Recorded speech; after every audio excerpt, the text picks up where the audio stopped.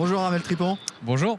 Alors nous sommes à Nantes, votre ville que vous venez de retrouver après cette arrivée de Vendée Globe. Comment se passe ce retour à terre pour vous? Alors cet entretien est enregistré le jeudi 4 février, donc 3 jours après votre arrivée. Comment ça se passe? C'est assez brutal d'un coup là, de passer de la mer, des horizons infinis voilà, à une ville. Mais en même temps, je suis super content de retrouver Nantes, retrouver la Loire et voilà, cet environnement. Et mes amis, ma famille, j'ai eu un accueil incroyable dans ma rue en arrivant avant-hier soir. Il y avait tout le monde.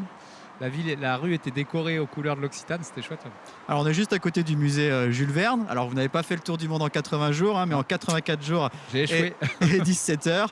On va revenir sur votre course justement avec un début de course un peu chaotique dans l'Atlantique Nord avec ce problème de hook, une voile J3 que vous ne pouvez plus utiliser. Racontez-nous un peu ces premiers jours compliqués.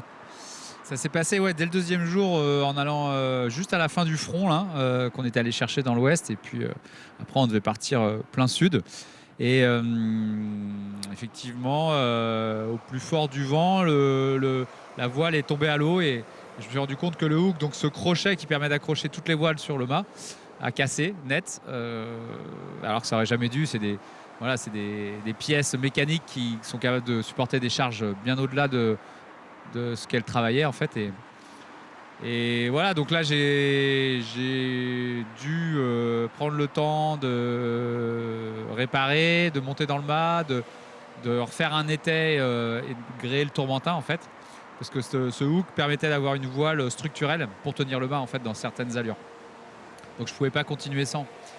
Et associé avec une mauvaise météo, mon retard en fait, qui était assez faible, finalement s'est accumulé au fur et à mesure progressivement et arrivé dans l'Atlantique Sud, j'avais 4-5 jours de retard, quoi. Donc ça a été assez dur, ouais. Mais voilà, en même temps, c'était aussi le début de la course. Avec la course était longue, qu'il y avait plein de choses à faire et de possibilités pour revenir. Alors évidemment, même on nous annonçait que vous envisagiez de vous arrêter à la Corogne même pour réparer. Finalement non. Oui. Alors au début, je me dis peut-être retourner au sable pour réparer et réparer cette voile qui était dans un très très mauvais état. Et puis finalement, la météo était vraiment pas propice. Donc, et puis on a trouvé la solution finalement de se passer de J3 et de se dire bon, on va faire le tour du monde avec un tourmentin à la place. On se passait d'une voile d'entrée de jeu, donc c'était quand même un handicap. Pour moi, au début, je pensais insurmontable, et puis au final, ça s'est révélé la bonne idée, quoi. Alors du coup, vous vous lancez dans une course-poursuite. Voilà. La course change complètement de physionomie pour vous. Dans la tête, vous devez basculer dans un autre mode. Oui, je crois que de toute façon, je m'étais quand même préparé à ça, à vivre l'inattendu, à vivre plein de rebondissements et de choses imprévues, en fait. C'est un peu notre sport aussi, avec la météo qui dicte ça. Et là, pour le coup, d'entrée de jeu, c'était plus du tout le même scénario. Voilà. Donc, il a fallu se remobiliser, mais ça s'est bien fait. Quand vous dites que vous avez préparé ça, c'est-à-dire, on sait que vous avez fait de la préparation mentale beaucoup. Oui. Est-ce que du coup, ça vous a aidé à peut-être éviter trop de frustration? Est-ce qu'il y en a eu de la frustration déjà?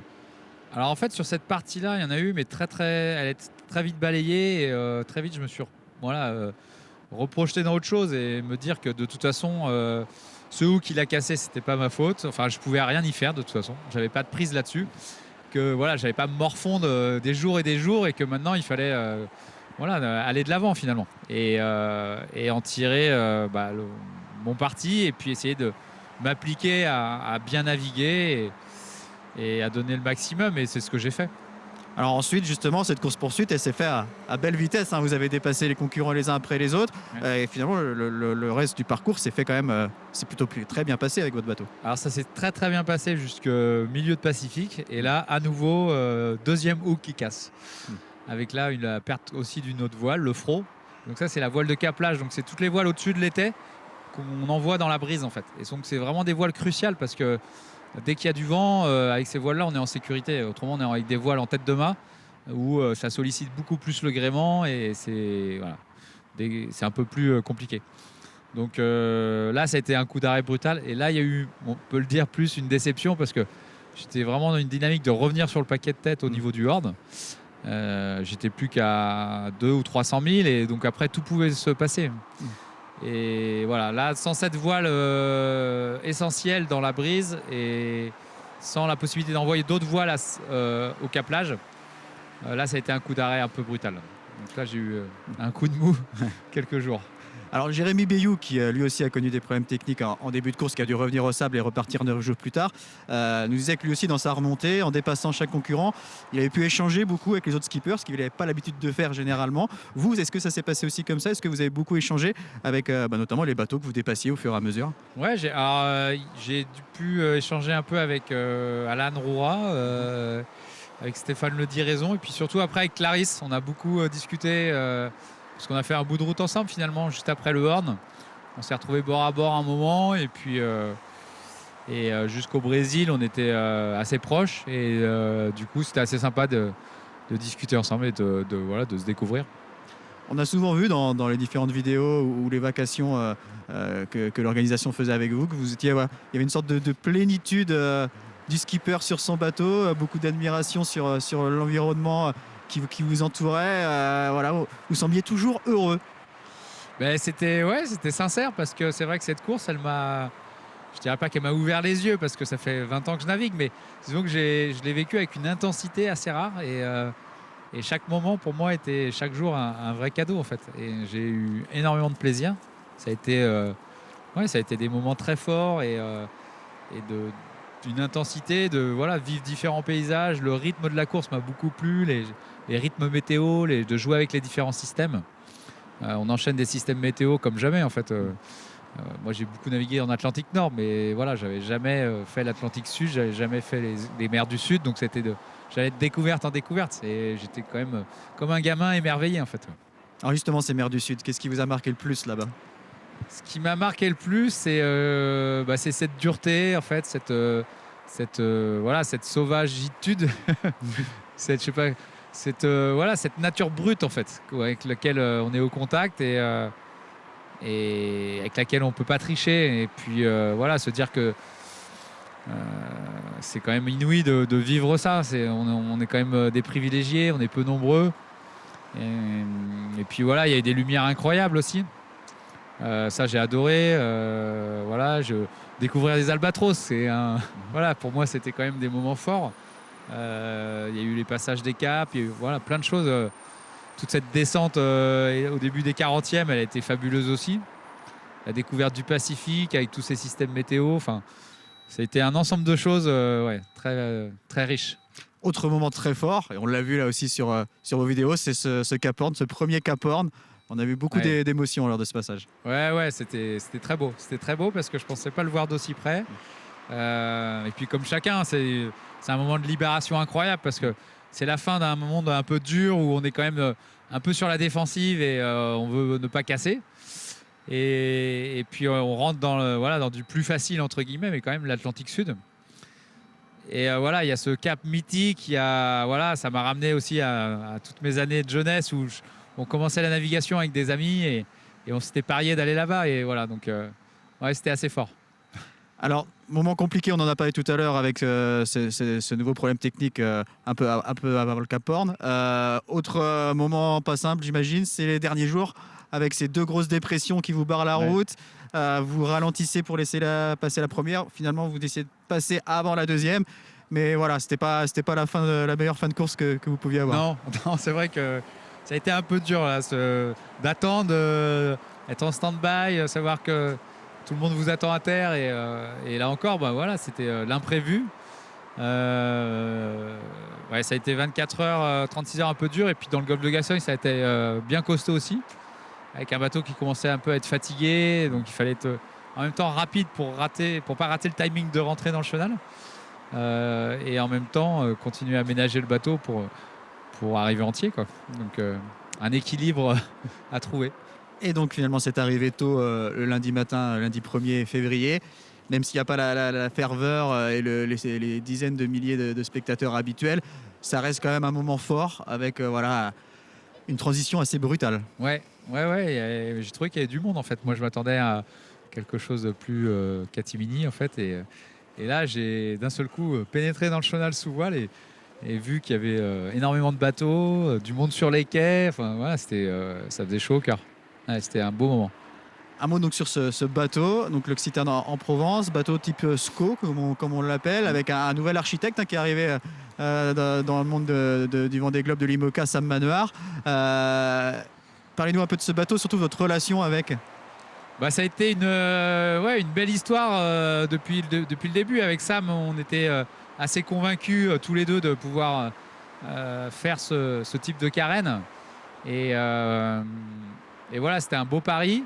Notre sponsor, le sponsor l'Occitane en Provence nous a fait confiance là-dessus. Et aujourd'hui, je pense que c'est réussi parce que on a ouvert une voie et voilà, il y aura d'autres SCO à venir. Aujourd'hui, j'ai montré que le bateau avait un vrai potentiel et que voilà, on peut le mener encore plus vite avec plus de fiabilité, plus de temps de préparation. Donc c'est un vrai beau concept. Alors il est revenu en bon état. Vous aviez eu des problèmes avant le Vendée Globe, avant la Vendée Arctique, Oui. pendant la Vendée Arctique sur laquelle vous avez dû abandonner finalement. Est-ce que c'était pas un mal pour un bien et ça vous a permis justement d'avoir un bateau plus fiabilisé sur le Vendée Globe? Oui, tout à fait. De toute façon, on ne part pas sur un Vendée Globe avec juste 3 ou 4 mois de navigation si on veut être compétitif. C'est minimum 8, 10 mois, 1 an. Voilà, on le voit, les projets qui sont devant, c'est des projets avec des bateaux aboutis. Donc moi, il fallait effectivement gérer cette frustration d'avoir mis à l'eau tard. Et de ne pas être finalement aussi compétitif que je le souhaitais. Mais voilà, après c'est comme ça. Et puis et c'est déjà beau d'avoir réussi à finir en ayant mis le bateau 1 an avant à l'eau, quoi. Je crois que c'est une belle réussite.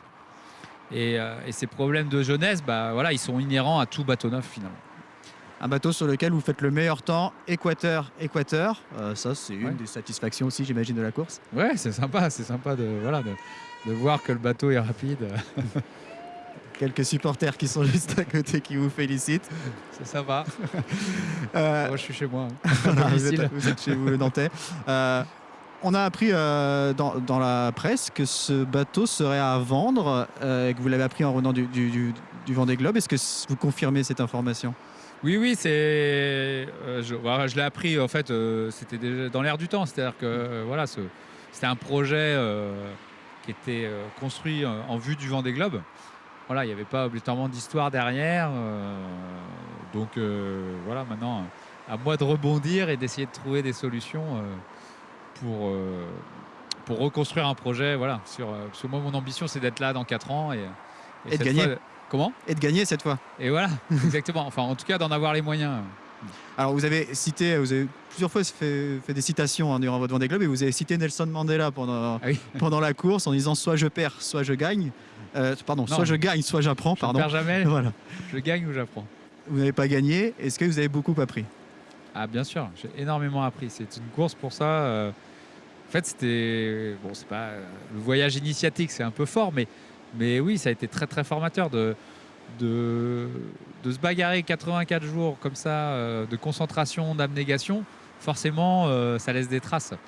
Et voilà, maintenant j'ai une bonne notion de ce qu'il faut faire effectivement pour aller gagner un Vendée Globe. Sur la gestion d'un projet de A à Z, sur la gestion de la course, que ce soit matériellement, humainement, sportivement. Donc ça a été une course fondamentale et qui va changer ma vision des choses.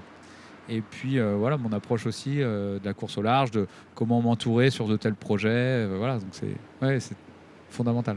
Vous avez parlé également, juste après votre arrivée, de la temporalité bien particulière de cette course. Le fait de des fois devoir passer 6 heures, 12 heures entières sur des réparations, des choses qu'on ne connaît pas sur d'autres courses telles que des Transat Jacques Vabre par exemple. Oui, c'est vrai qu'elle est hors norme pour ça, cette course, parce que dans sa durée, dans ces endroits inhospitaliers qu'on va chercher, dans cette manière en fait de s'engager aussi. Et il faut savoir des fois mettre la course entre parenthèses, que ce soit pour des problèmes météo, comme j'ai pu le faire finalement avant l'arrivée, ou alors pour de la réparation matérielle. Tout le monde est monté dans son mât plusieurs fois, tout le monde a dû mettre la course entre parenthèses pour réparer, affaler ses voiles. Enfin, et voilà, et au début on part tout feu tout flamme avec une excitation, en faisant des manœuvres à toute vitesse, en changeant des voiles, et puis au fur et à mesure on se rend compte que finalement c'est pas comme ça que ça se gagne le Vendée. Donc il faut savoir aussi se ménager soi-même, ménager son bateau. Donc voilà, il y a une gestion de la longueur à avoir qui est qui est propre à cette course. Vous parlez des problèmes des autres skippers. Vous suiviez pas mal ce que faisaient les autres et ce qui leur arrivait durant leur course.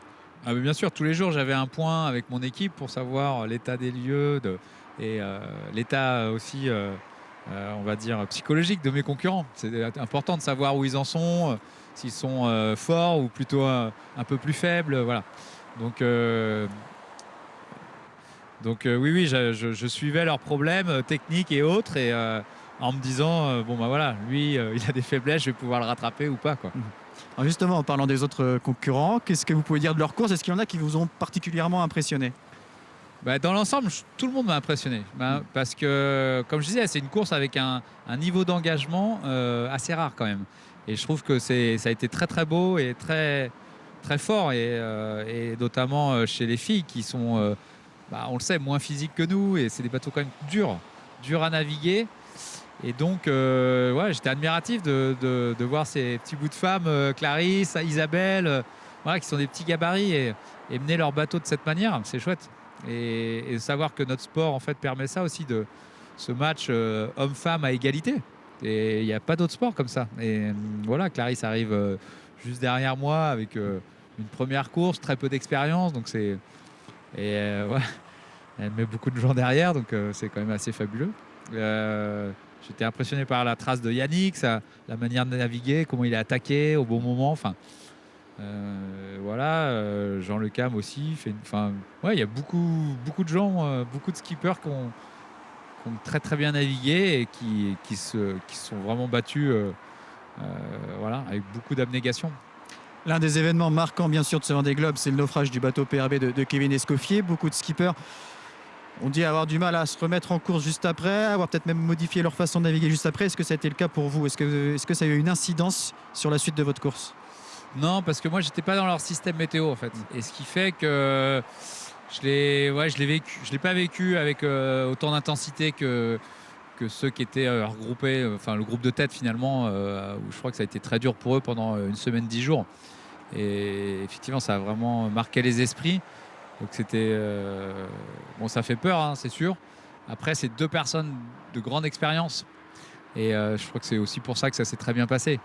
Donc voilà, mais ça n'a pas modifié ma façon de naviguer.